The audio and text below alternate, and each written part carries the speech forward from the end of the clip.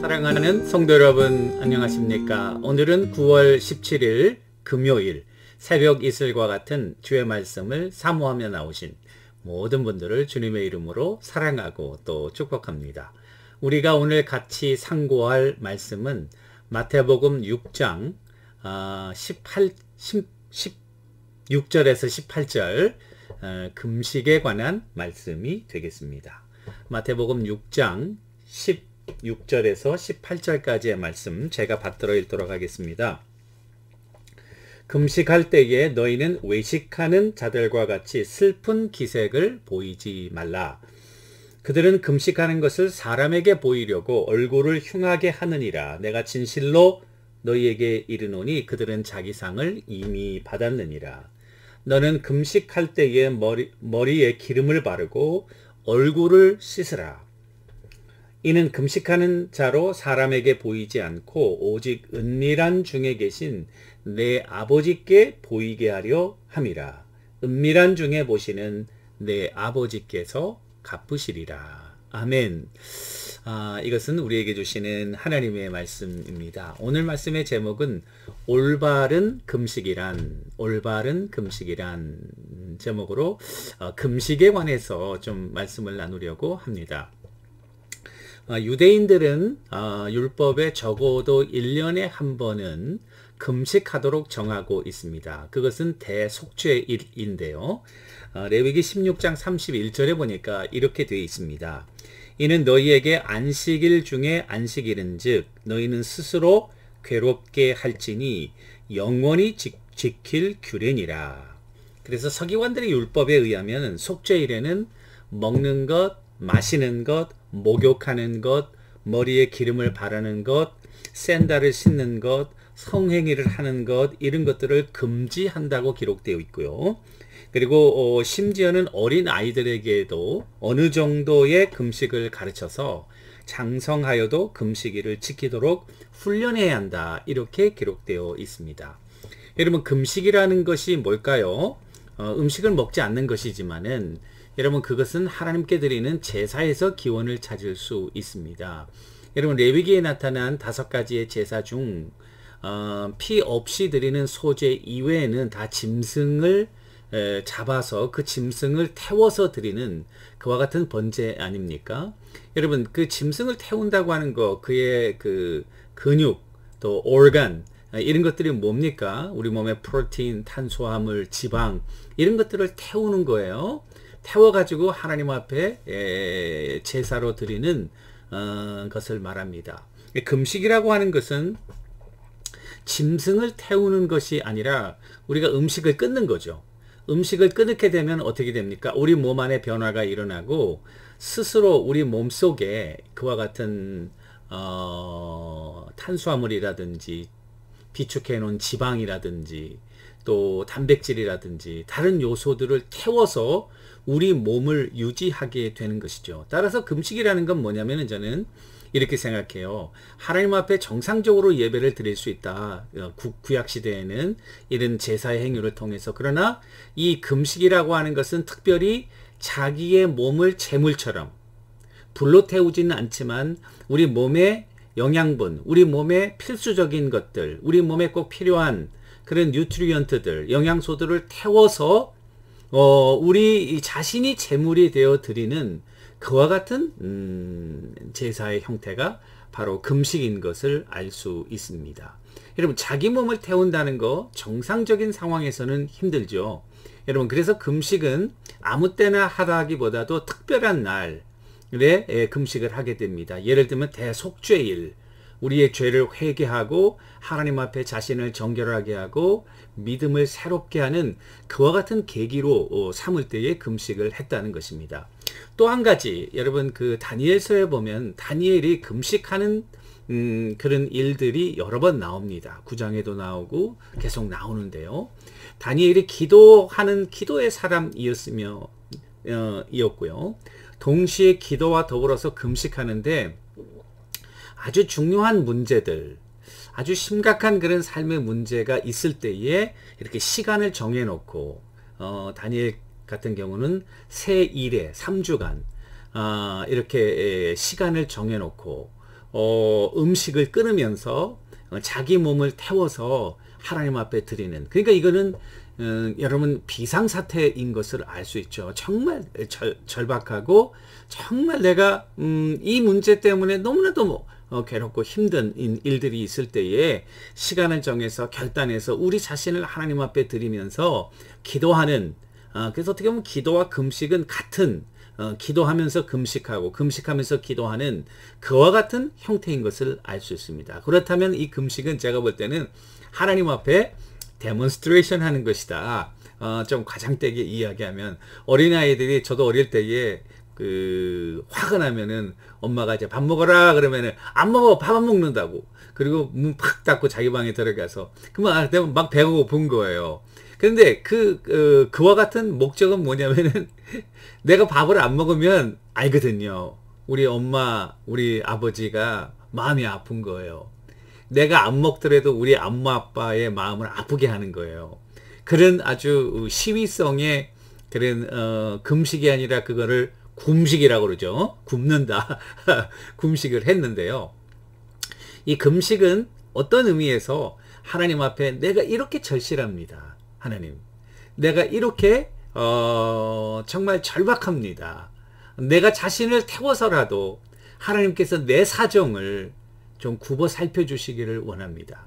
그러니까 우리가 금식할 때 하나님께서는 네가 왜 밥을 안 먹고 네 몸에 필요한 그런 것들을 끊고 이렇게 스스로를 괴롭게 하면서 나한테 기도할까? 하나님이 살아계시고, 우리 마태복음 6장에 굉장히 중요한 개념은 하나님이 아버지라는 개념이고, 그리고 하나님은 그 아버지라는 개념에서 인격적인 개념이고, 우상은 나무고 돌이고 감각도 없고 인식할 수도 없고 그런 대상이지만, 그러나 하나님은 살아계시고 인격적이고 우리의 모든 것을 아시는 그런 분이시잖아요. 그러니까 금식할 때 하나님은 아무개 집사가 왜 금식할까? 아무개 권사님이 왜 금식할까? 그러면서 우리에게 더 집중하게 되는 계기가 되고, 다니엘서에도 보면 다니엘이 그렇게 새 이레를 기도하는 동안 하나님께서 그의 천사들을 명하여서 그 천사들로 하여금 하늘의 영역에서 그 문제를 해결하도록, 하늘의 영역에서 그 문제가 해결되니까 땅에서 사람들의 마음이 변하게 되고 하나님의 놀라운 역사가 응답받는다는 사실을 우리가 다니엘서의 금식의 그런 습관을 통해서 알 수 있는 것이죠. 따라서 여러분들과 제가 이렇게 매일매일 그 예수님 당시에 이 바리새인들의 금식은요, 이렇게 1년에 한 번 하게 되어 있는 금식을 일주일에 2번 했다고요. 월요일하고 목요일날 2번 했다고 기록되어 있습니다. 2번은 그 날이 어느 날이냐면 장날이에요. 장날. 월요일하고 목요일 장이 서는 날. 장이 서는 날은 사람이 많이 모이는 거죠. 사람이 많이 모이는 날에 금식하는 거예요. 금식하는 이유는 내가 금식을 한다, 하나님 앞에서 우리 자신을 데몬스트레이션 하는 게 아니라 사람들 앞에서 자기를 과시하려는 거예요. 그래서 얻는 결과는 뭘까요? 사람들이 저 사람은 금식한다, 머리도 빗지 않고 벌써 꼬지직하니 딱 보니까 금식하는지 알게끔 이렇게 겉모양을 하고 금식을 하면은 주님께서 뭐라고 그러냐면 내가 이미 내 상급을 받았다. 사람들로부터 존경을 받았으니 상급 받은 거 아니냐. 그 이상의 아무런 그런 그 효과가 없는 하나님께 대한 것을, 자기의 존경과 명예를, 어떻게 보면 하나님이 받으셔야 될 그런 존경과 또 사랑을 자기가 가로채는 도적과 같은 그런 일들을 하는 거죠. 이 바리새인들은요, 좀도둑같이 하나님의 영광을 사람들에게서 가로채는 그런 역할을 했던 거예요. 주님은 금식할 때에는 더 세수하고 머리에 기름을 바르고 깨끗하게, 아무도 모르게, 그 대신 하나님은 보신다. 하나님은 다 아신다.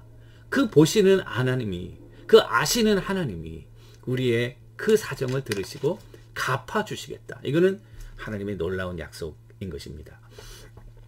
그래서 저는 신약시대에는 우리가 금식을 자주 하지 않지만은, 그러나 다니엘의 그런 금식의 예를 통해서 우리가 알 수 있는 것은, 우리가 때로는 중대한 결정을 한다든지 때로는 우리 삶에 또 주변에 중요한 가족들 간에 어려운 문제가 있을 때에 우리가 시간을 정해놓고 자기의 건강 상태를 살피면서 하나님 앞에 이렇게 결단하며 기도하는 것은 굉장히 유익하고 필요한 일이다. 저는 그렇게 생각하고요. 또 우리가 공식적으로 신약시대에 금식할 수 있는 기회는 이제 사순절의 마지막 기간인 우리 고난주간에 예수님이 십자가에 달려 돌아가신 성금요일 한날은 그래도 금식할 수 있지 않겠나. 물론 몸이 메디컬한 컨디션이 없으시고 괜찮으신 분들은 그렇게 금식 하는 습관을 들이고 하나님 앞에 금식하며 기도하는 것도 굉장히 중요하다고 생각합니다.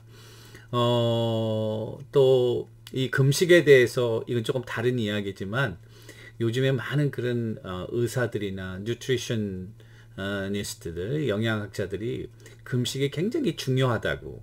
왜냐하면 우리 몸의 노폐물을 싹 청소하는 그와 같은 금식하는 기간에 우리 몸의 변화가 일어나서 그래서 그 금식에 굉장히 좋은 뭐라 그럴까요? 긍정적인 포인트를 굉장히 많이 이야기하더라고요.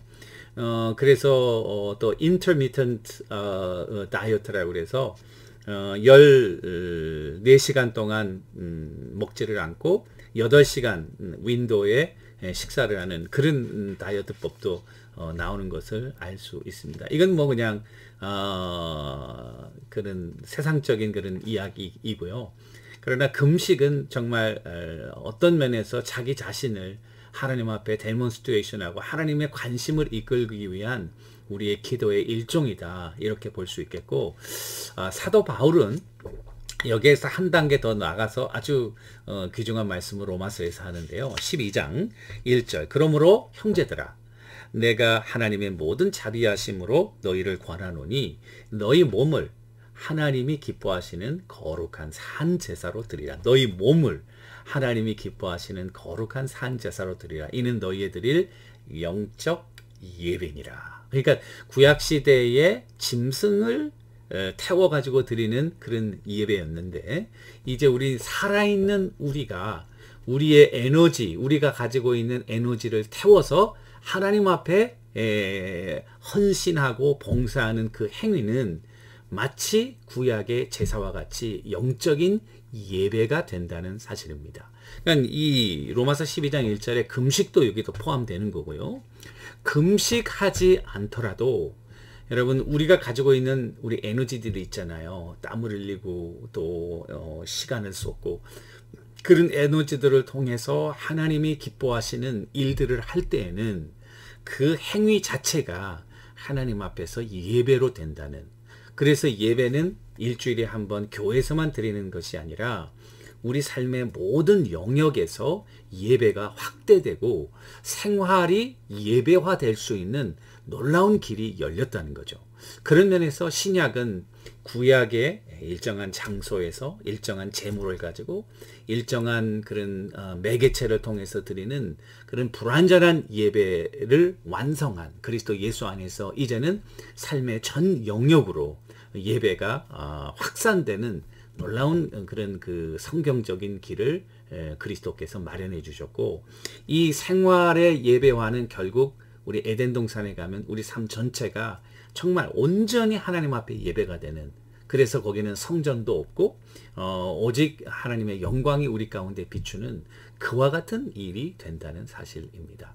사랑하는 성도 여러분, 그런 의미에서 우리가 한번 금식 다시 한번 생각해 보았으면 좋겠고 그리고 올바른 의미의 금식을 잘 감당함으로 하나님 앞에 우리의 그런 기도를 아뢰고 또 하나님의 관심을 이끌어내고 그리고 하나님 앞에 큰 영광을 올려드리는 여러분들과 제가 되기를 주님의 이름으로 간절히 축원합니다. 기도하겠습니다.